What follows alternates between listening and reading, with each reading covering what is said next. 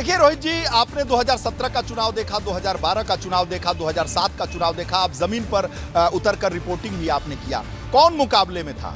मुकाबले में बसपा भी थी, कांग्रेस भी थी, सपा भी थी, भाजपा भी लड़ रही थी। 2022 का चुनाव आपने देखा। 2022 के चुनाव में आपने देखा होगा कि इतिहास बदल चुका था। 3 दशक में पहली बार यूपी की सियासत में मैं बार बार कह रहा था और लाइव में कह रहा था, और सर आप भी कह रहे थे इस बात को कि इस बार आमने सामने की लड़ाई है। रोहित जी, आपने देखा कि आमने सामने की लड़ाई का परिणाम ये हुआ कि कांग्रेस 2, उसमें आराधना मिश्रा मोना को मत मान लीजिएगा कि वो भी कांग्रेस की बदौलत जीती है, वो प्रमोद तिवारी का मैनेजमेंट है, और एक मैं तो कांग्रेस का एक मानता हूँ और बसपा का एक, और उसके बाद आमने सामने में कौन है?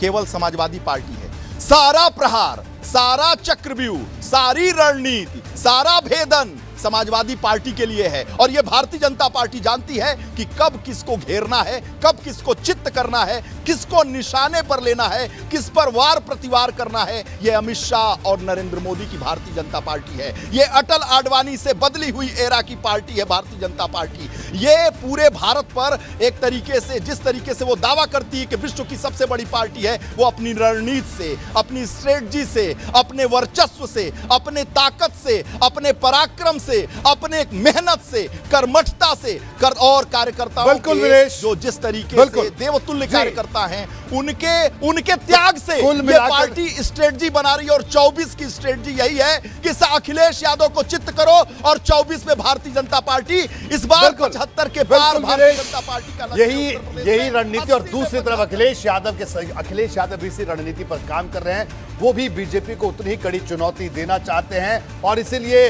वो आक्रामकता उनके अंदाज में वो भी दिखाने की कोशिश कर रहे हैं। तो वहीं सत्ता पक्ष की तरफ से भी वैसी ही आक्रामकता दिखाई दे रही है। यानी कुल मिलाकर 24 की जो टक्कर है, उसकी एक दिलचस्प भूमिका बनना अभी से शुरू हो गई। विनेश, आपका बहुत बहुत शुक्रिया इस पूरी चर्चा में शामिल होने के लिए।